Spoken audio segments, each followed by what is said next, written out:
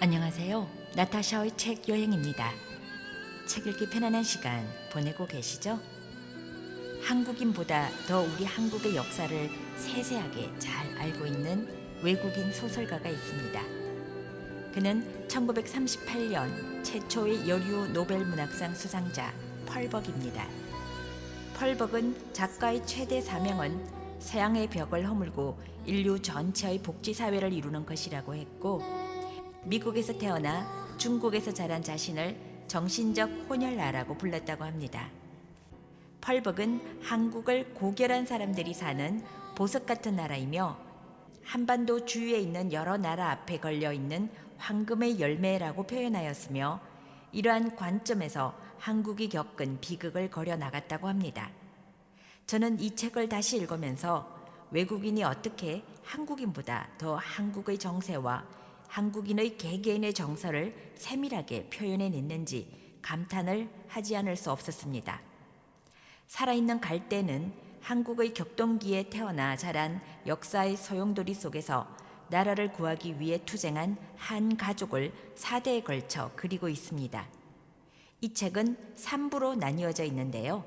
제1부 왕족의 몰락은 중국, 일본, 러시아가 서로 한국을 탐내어 풍운이 감돌던 구한 말에 주인공 김일한과 그의 아버지는 왕실의 측근으로서 당시 미묘했던 조정의 갈등에 깊이 관여하고 있습니다.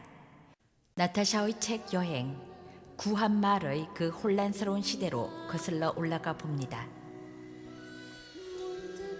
중재는 가난한 선비집 누추한 집에서 몇 달을 보냈다. 중재는 자신의 운명을 만추해 보았다. 자신의 팔자에 대해 생각했다. 자기가 고집이 세다는 것은 인정하지만 성격이 강한 것 또한 사실이다. 그러나 약한 심성을 가졌다고만 생각해왔던 상감이었는데 아닐 수도 있겠다는 생각이었다. 상감의 모친은 강한 분이셨고, 상감도 어린 시절 내내 부친에게 은밀히 저항하는 섭성을 키워왔다. 부친을 사랑하면서도 정오하고 무엇을 할 것인가를 결정하면서도 일이 끝나기 전에는 아무한테도 속내를 털어놓지 않았던 것이다. 대원군의 복권도 어쩌면 상감이 승낙하신 것은 아닐까. 오로지 권력에 대한 대원군의 집착에 의한 것이라면 상감이 미리 음모를 막아낼 수 있었을 것이다. 만약 대원군의 복권을 상감이 승낙하셨다면 그건 상감이 중전을 미워하여 전에 대비에게 반기를 들었듯이 중전에게 반기를 던 것은 아닐까. 중전이 종주국으로 중국을 좋아하니까 중국의 종주국을 반대하는 자신의 부친을 선택한 것은 아닐까. 상감은 언제부터 어른이 된 걸까?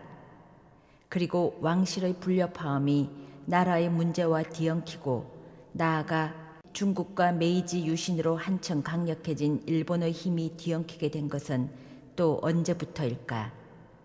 시간이 흐를수록 그런 생각들로 부쩍 초조해졌다. 일란으로부터 희망적인 정갈이 오기는 틀린 노릇이었다. 그는 연락할 방법이 없다고 미리 말했었다. 한편 이란은 왕비의 환궁을 단계적으로 추진해 나갔다. 이번 거사에게 그의 수족 역할을 한 사람은 아들의 선생이었다. 일란은 계획의 첫 단계는 대원군을 제거하는 것이었다. 이 나라에서 추방하여 바다 건너 돌아올 수 없는 땅으로 내몰아야 한다. 그러자면 그의 적국으로 보내야 한다. 그의 적은 바로 청나라와 서태후였다. 일란은 대원군을 죽일 생각은 추호도 없었다.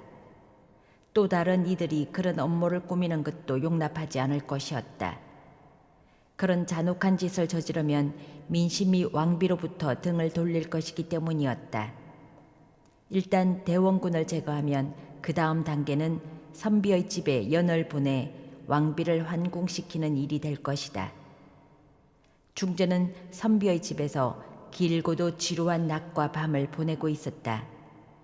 여름이 가을로 바뀌고 이제 기나긴 겨울이 찾아왔다. 기나긴 밤이 지나고 또 기나긴 밤이 지나갔다. 청나라 스테우가 중전을 구하기 위해 군대를 보냈다는 소문이 나라 방방곡곡에 퍼져나갔다. 잘 드는 칼과 서양 무기로 무장한 병력 4,500명이 궁궐의 수비대를 단숨에 물리치고 대원군을 사로잡아 청나라로 데려가 연검시킬 것이라고 했다. 드디어 중전이 황궁을 하게 되었다. 일라는 중전을 배알하러 가기 위해 거추장스러운 관복을 입어야만 했다. 하인 하나와 하녀 둘이 관복을 입히는 것을 도왔다. 하얀 명주 속옷 위로 무릎까지 내려오는 긴 초록색 공단 윗도리를 입힌 다음 명주끈으로 오른쪽 가슴 위로 고름을 맸다. 옷깃 위에는 하얀 무명 동정을 달았다. 직사각형 모양의 앞뒤가 튀어나온 복대는 튼튼한 명주끈으로 고정시켰다. 그리고 공단에 금실로 술을 놓은 위에 은실로 학 2마리를 수놓은 흉장을 맸다. 학 2마리는 거의 높은 신분을 나타내는 것이었다. 지위가 낮은 신하들은 학을 1마리만 수놓게 되어 있었다. 발에는 하얀 무명 버선을 신고 검정 융단으로 만든 단화를 신었다. 긴 머리를 빗어 세로 상투를 틀고 앞뒤로 태가 원통 모양의 눕다란 관모를 썼다. 관모의 양옆에는 날개처럼 생긴 2기가 달려 있었는데 이는 어명을 즉시 알아받들려는 신하의 마음가짐을 상징했다. 그는 차라리 중전이 아니라 국왕을 배알하러 가는 길이라면 싶었다. 그러나 그가 충성을 바치는 사람은 중전이었으며 왕실의 2 어른은 마치 중국의 태후와 일본의 왕처럼 서로 달랐다. 이라는 중전의 처소에 들어서자마자 그녀가 무척 수척해 있다는 것을 깨달았다. 중전이 말문을 열었다. 나라의 사정이 어떠한지 경이 본대로 말하라고 했다. 이라는 대원군은 지금 북경에서 꽤 멀리 떨어진 도시의 어느 집에 영검되어 있다고 말했다.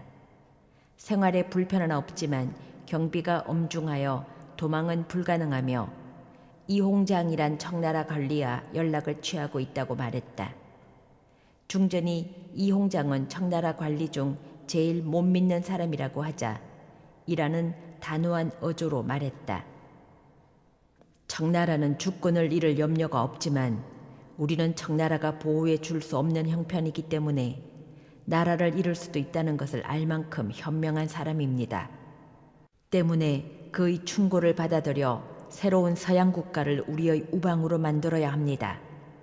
미국에서 공사를 파견할 수 있도록 현재 보류해 놓고 있는 수호 통상 조약을 당장 준비해야 합니다. 중국을 대신해서 우리를 보호해 줄 맹방을 찾아야 하옵니다. 그렇지 않으면 일본이 쳐들어와서 우리를 삼켜버릴 것이옵니다. 일본은 절대로 그렇게 못할 것이오. 우리는 300년 전에 풍신수기를 몰아내지 않았던가. 언제까지 그 말씀만 하실 작정이옵니까? 일본은 지금 우리보다 더 강한 나라이옵니다. 그때도 일본은 우리보다 강했소만 이순신이 탁월한 전력과 거북선으로 그 거북선 말씀도 이제 그만하시옵소서. 일본은 새 철갑선과 서양의 신무기를 갖고 있사옵니다. 게다가 일본은 우리처럼 언둔으로 세월을 보내지도 않았사옵니다. 두고 보시옵소서. 일개 섬나라가 청나라 같은 광대한 대륙국에 감히 그런 어리석은 야심을 품으리라고는 믿을 수가 없소. 그가 말을 가로챘다. 마마, 소신은 야소교인이 아니옵니다만 야소교에 이런 재밌는 얘기가 있사옵니다. 아무도 감히 덤벼들지 못하는 거인 골리앗이 있었는데 젊은 목자 다윗이 정확히 겨냥해서 돌팔매질을 했고 그 돌이 이마에 박혀서 거인이 쓰러졌다고 하옵니다. 요즘은 크다고 해서 강인한 것이 아니옵니다. 조약돌을 가지고 있는 젊은이가 강한 것이옵니다. 마마, 언젠가는 신흥 강국들이 그런 무기를 발명할 것이고 그 무기가 대륙을 쓰러뜨리게 될 것이옵니다. 내 앞에서 야소교 얘기는 삼가시오. 그 사람들은 어딜 가나 말썽만 일으키는 떠돌이일 뿐이오. 그 자들을 보는 대로 잡아 죽여야 하오. 중전은 싸늘하게 말했다. 일란도 거점은 시인했다. 하오나 이제는 거자들을 죽여서는 아니 되옵니다. 거자들을 받아들여야 하옵니다. 종교 때문이 아니라 그자들이 서양의 학문을 가져다 줄 것이기 때문이옵니다. 비록 야소교인이라 할지라도 들어오게 하소서. 그자들로부터 야소교만 빼놓고는 무엇이든지 다 배워야 합니다. 우리가 그들 나라를 갈 수 없으니 우리는 국익을 위해서 그들이 우리나라에 들어오게 해야 하옵니다. 하지만 중전은 이란의 말을 받아들이려 하지 않았다. 그는 오랫동안 중전을 바라보았다. 중전도 마주보더니 자리에서 일어섰다. 며칠이 지났다. 이란은 다시 입거를 하라는 명령을 받았다. 왕은 그에게 당장 미국으로 떠날 준비를 하라고 했다. 이란은 이 분부에 몸이 마비되는 듯했다. 왕은 조미 수호 조약을 비준할 것이라고 했다. 청나라 서태후가 이홍장하고 마음이 맞지 않아서 조선의 모든 조약은 아직도 청나라를 통해서 해야 한다고 천명했다고 했다. 하지만 왕은 이제 미국하고 직접 협상을 벌려서 독립국가답게 우리의 권리를 지켜야겠다고 말했다. 일한과 같이 갈 사절단은 왕비의 조카인 민영익 공과 영의정의 자제되는 홍영식 그리고 왕의 측근 서광범이었다. 미국으로 가기 전 조미 조약을 비준하는 행사가 있었다. 비준이 올해 지연된 것은 사실이다. 그러나 준비 작업은 대원군이 군란을 일으켜 온갖 참극을 벌이고 청나라에 유폐되기 이전부터 이미 시작됐었다.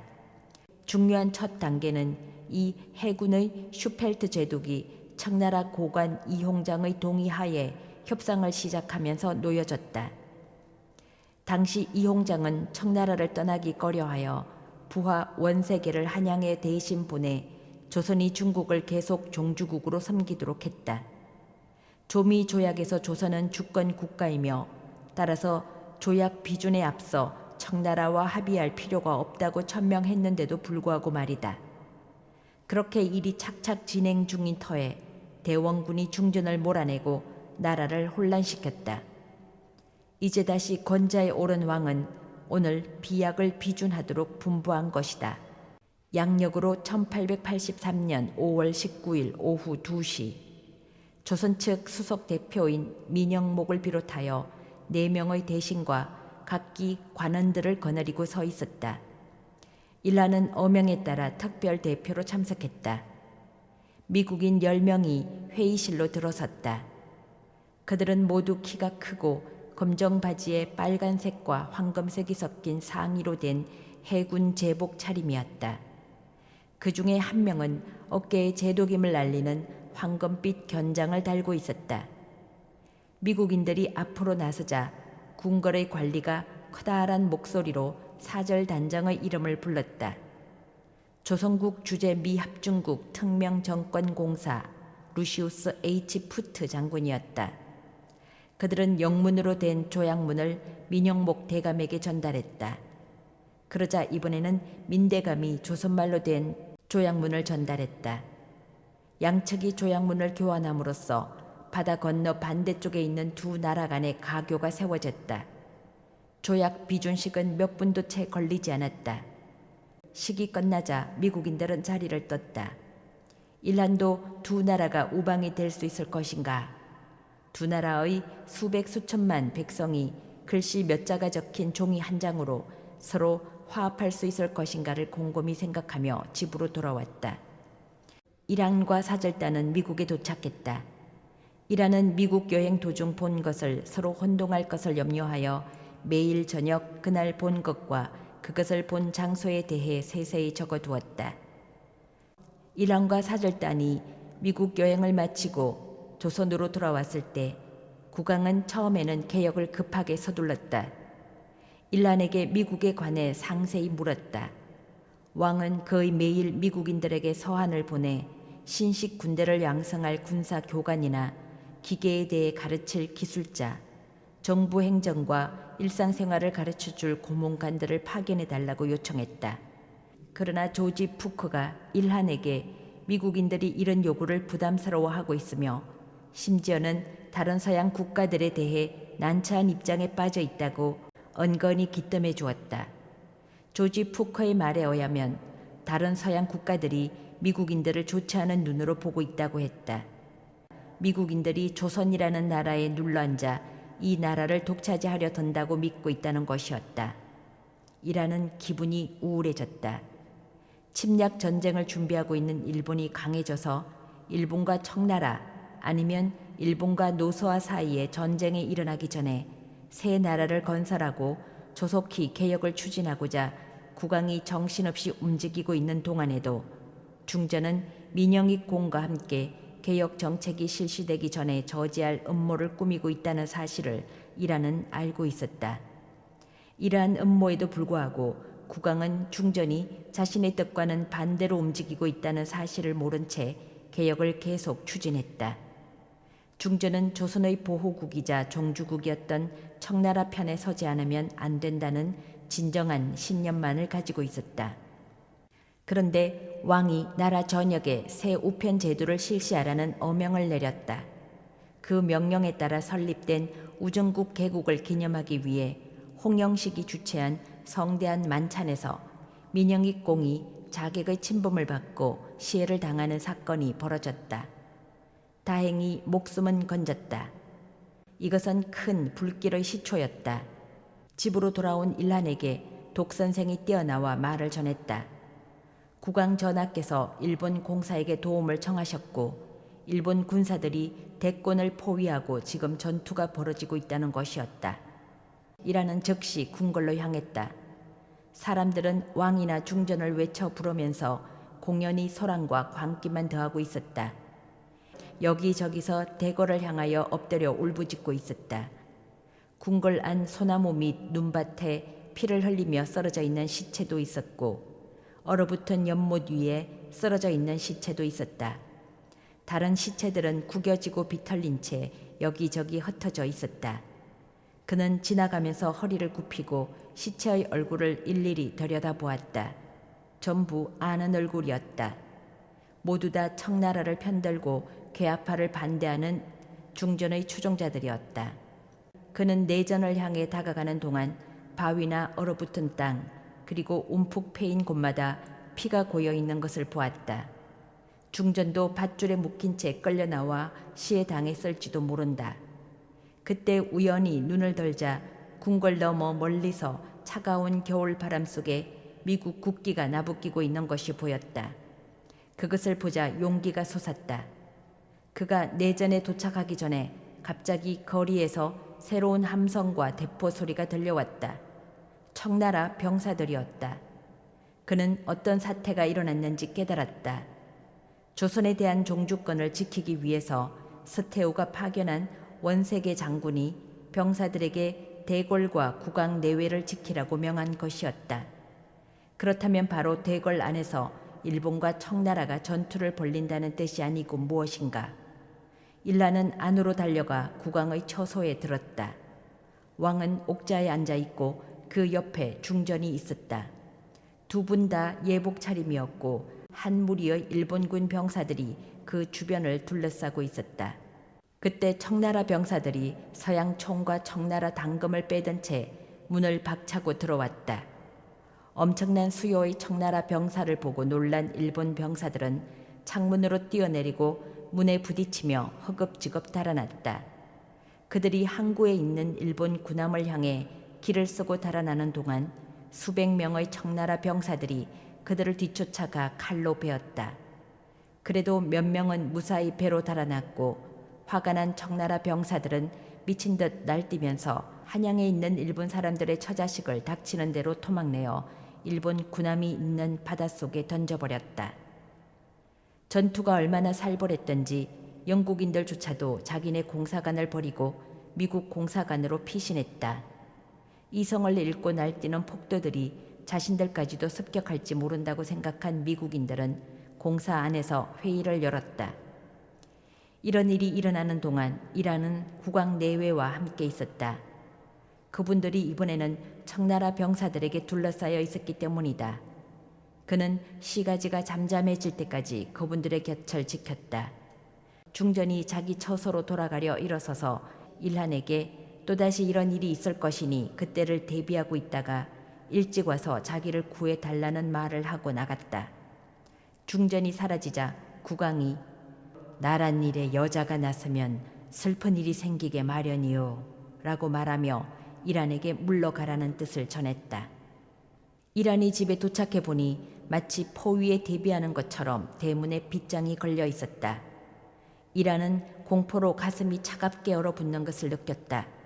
문지기의 말에 의하면 독선생이 오늘 밤 이 집이 습격당할 거라고 귓뜸을 해줘 가족들이 모두 시골 본가로 피신을 했다는 것이었다. 일하는 동학혁명의 기운이 사방에서 불길처럼 타오르고 있다는 말을 독선생에게 들었다. 마을마다 들판마다 농민들은 언제라도 들고 일어설 준비가 되어 있다는 것이었다. 농민들은 지금 겪고 있는 것과 같은 고통을 더 이상 참고 견딜 수도 없을 뿐 아니라 억지로 강요당하는 숙명에 더 이상 힘과 목숨을 바치지도 않을 것이라는 것이었다. 큰아들의 독선생은 동학당원이었던 것이다. 일라는 자신이 대지주였지만 평소 농민들이나 자신의 소작인들에 대한 부당함을 느끼고 있었다. 그는 소작인들이 일한의 땅에 쏟아부은 노동에 대해서 어떻게 하면 정당한 보상을 할 수 있을까 문제를 놓고 고민했다.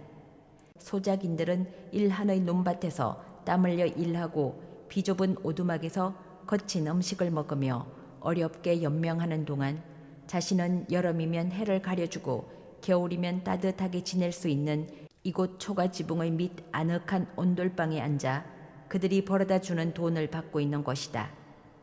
그는 소작인들에게 일한 몫을 2배로 늘려주겠다고 말했다. 그들은 피땀 흘려 농사를 짓고도 겨우 입에 풀칠할 정도의 대가만 받고 있는 삶을 오랜 세월 살아왔다.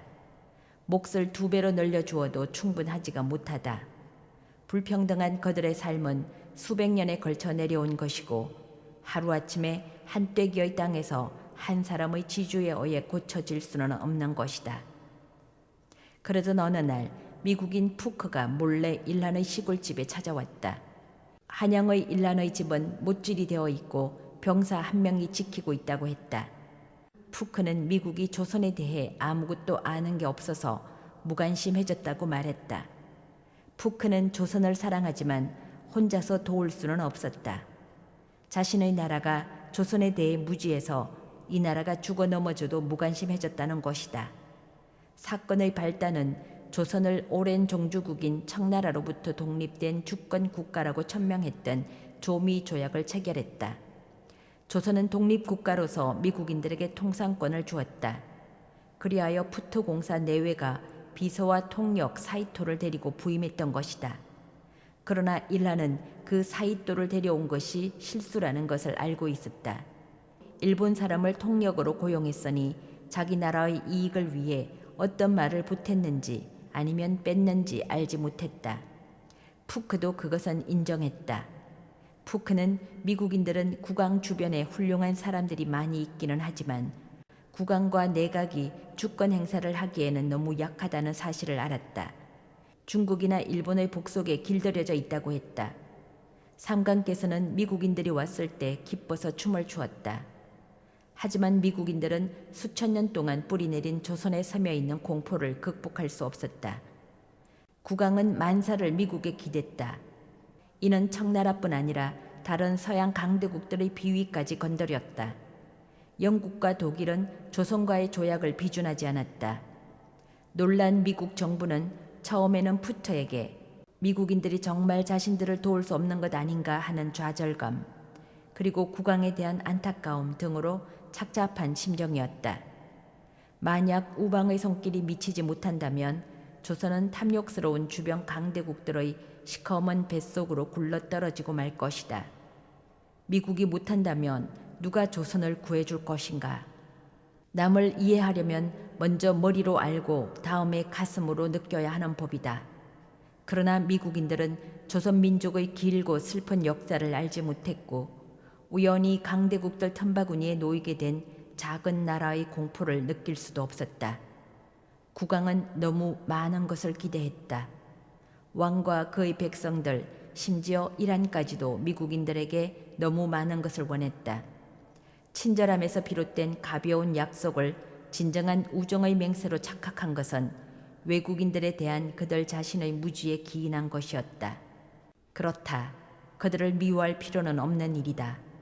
하지만 그들 없이는 조선 민족의 희망이 없다는 것을 일하는 알고 있었다.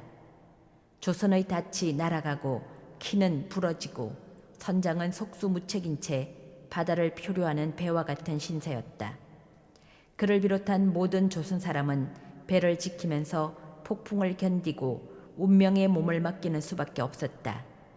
한편 동학의 봉기가 곳곳에서 일어나고 마침내는 동학 지도자가 체포되어 감옥에서 처형을 기다리는 처지가 되자 농민들은 새로이 분노와 절망에 사로잡혔다. 그들은 이제 정부에 아무런 믿음도 갖고 있지 않았다. 외국 열강이 왕을 마음대로 요리하는 것을 보았고 서로에 대한 적개심에 사로잡힌 청나라와 일본이 조선에서 암투를 벌이면서 곧 전쟁을 일으키려 하는 가운데 이 전쟁에서 청나라를 돕기 위해 중전이 어떤 계획을 꾸미는지도 알고 있었기 때문이다. 그해 양력 3월의 초봄, 젊은 지도자가 여전히 투옥돼 있는 가운데 서울 부근에 운집한 동학당은 대표 40명을 선출했다.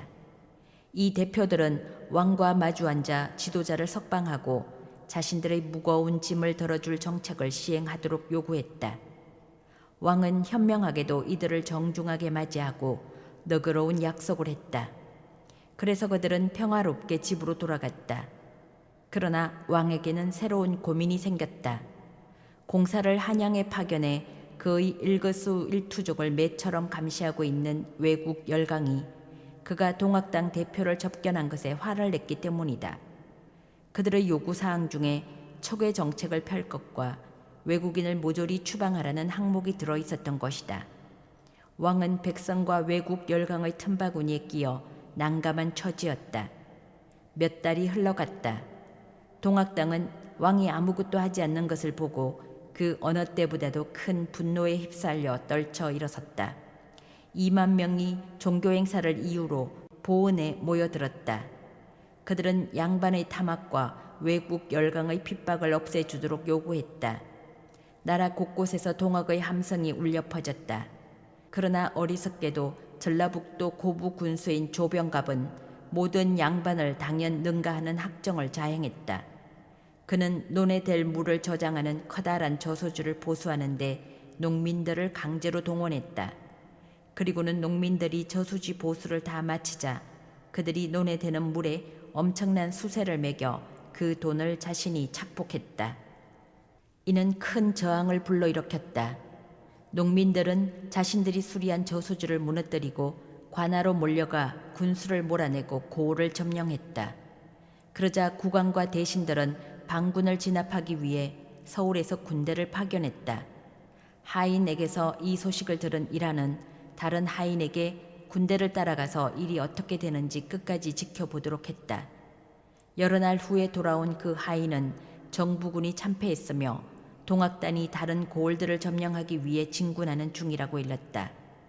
낙담한 왕은 청나라의 도움을 청했고 청나라가 군대를 파견하고서야 반군들이 퇴각했다. 시국은 갈수록 악화됐다. 대포 8대로 무장한 1,500이나 되는 청나라 군대가 아산만에 상륙해서 한양을 향해 진군했다. 이 소식을 들은 일본 왕은 청나라 군대를 상대하기 위해 5,000 병력을 파견했다. 그리하여 조선의 수도 한양에서 일본군과 청국군이 전쟁을 벌였고 조선의 독립을 천명한 온갖 조약은 휴지가 되어버렸다. 전쟁은 결국 숫자가 많은 쪽이 이겼다. 일본군은 청국군을 몰아내고 동학당을 공격하여 진압했다. 그것만으로는 부족했던지 동학당 지도자를 감옥에서 끌어내 처형했고 놀란 반군은 뿔뿔이 달아나 몸을 숨겼다. 일라는 염탐을 위해 정기적으로 내보내는 하인들에게 소식을 낱낱이 들었다. 동학당의 지도자가 죽은 이제 일본이 확실하게 주도권을 잡았고 국왕은 대궐 안에서 그들의 포로가 되어 있다는 사실을 이란은 알고 있었다. 그런데 중전은 어찌 되었을까? 그가 생각한 것은 중전이었다. 조선과의 통상과 극동 지역의 중심에 위치한 조선의 지정학적 가치를 탐낸 청나라와 일본은 이 나라를 차지하기 위해 끊임없이 전쟁을 벌이고 있었다. 그리고 전쟁을 중국 본토까지 확대시킨 일본은 전투에서 승리할 때마다 새로운 영토를 차지했다. 일본은 또 이 전쟁을 핑계 삼아 보충 병력이라는 명목으로 조선에 대군을 파견했다. 그리고 일라는 그들이 조선 민족을 상대로 벌이는 갖가지 만행을 매일같이 들었다. 노서아 황제가 조선 주재 노서아 공사를 통해서 일본 왕에게 새로 점령한 청나라 영토를 반환하라고 요구했다. 일본이 노서아와 싸울 수 있을 만큼 강하지는 않았기에 일본은 지금 굴복하지 않으면 안 되지만 그 때문에 더욱 청나라를 정오할 테고 따라서 전쟁이 계속될 것이며 아마 10년 안에 전쟁이 일어날 거라고들 했다. 이란은 이제 중전이 곧 파멸하리라는 것을 알고 있었다.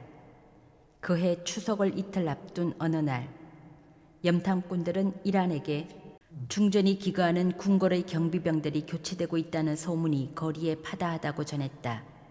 겉으로는 평상시와 다름없지만 중전의 오랜 측근인 궁궐 시종들 얘기로는 일본군이 다른 데 필요하다는 핑계로 궁궐의 무기와 군장을 빼돌리고 있으며 그 대신 쓰지도 못할 무기들을 갖다 놓는다는 것이었다. 왕의 궁궐 역시 그렇게 무력화되고 있었다.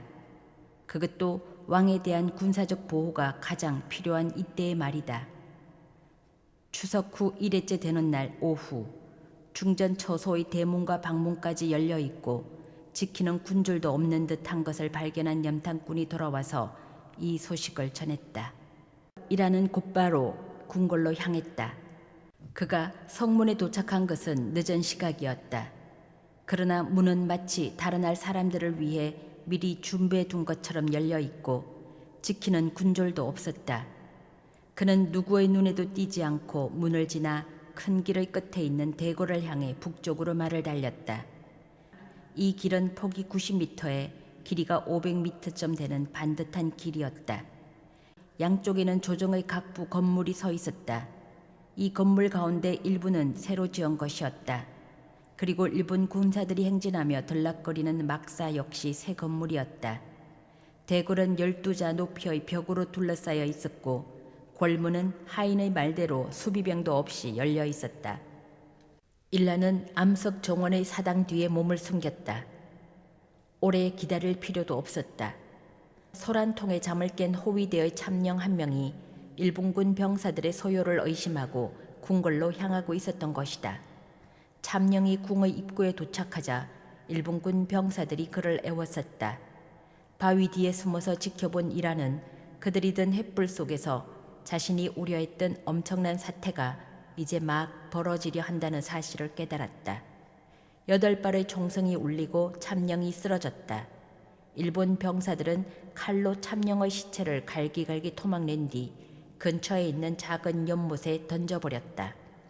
일라는 중전의 목숨을 구하려면 그녀를 빨리 찾아내지 않으면 안 된다는 것을 깨달았다. 그는 숨어있던 곳에서 빠져나와 삐끗한 엉덩이 때문에 절뚝거리며 궁궐로 이어진 문 쪽으로 향했다. 그러나 속력을 낼 수가 없었다. 일본군 병사들이 고함을 질러대며 한 덩어리로 물밀듯이 앞으로 달려가고 있었다. 그들의 단검은 떼지어 나오는 궁정 라인과 시종들을 정면으로 겨누고 있었다. 왕실 호위대는 다시 잠에서 깨어나 허겁지겁 총을 쏘아댔으나 겨우 일본 병사 7, 8명을 죽인 뒤에 앞으로 달려가는 다른 군중들에 휩쓸려 길이 막히고 말았다. 그런 와중에 일본 병사들은 중전의 처소로 일제히 몰려들었다. 약탈의 눈이 어두운 거지와 불황당들이 그 뒤를 따랐다. 이라는 그 속에 숨어 중전께 제일 먼저 도착하기 위해서 수단 방법을 가리지 않고 틈을 비집고 나아갔다. 비록 지금 중전을 구하기 위해서 무엇을 할 수 있을지 알지는 못했지만 폭도들이 곤란을 메웠고 거친 병사들은 여자만 보면 머리채를 휘어잡으며 중전이 아니냐고 물었다. 그러나 상대방에게서 어떤 대답이 나오건 무조건 목을 베어 머리를 옆으로 걷어차 버리거나 창밖으로 집어던졌다. 폭도들은 계속 밀고 들어가 마침내 마지막 방에 도착했다. 그때 일란에게 두 발의 총성이 들려왔다. 그리고서 낮은 비명 소리가 뒤따랐다. 일란은 그것이 중전의 비명이라는 것을 알았다. 비명은 긴 신음소리와 함께 사라졌다. 그는 고개를 떨구고 피가 나도록 입술을 깨물었지만 이제 아무것도 할 수 없었다. 중전은 죽은 것이다. 지금까지 나타샤의 책 여행이었습니다. 다음 시간을 기대해 주세요.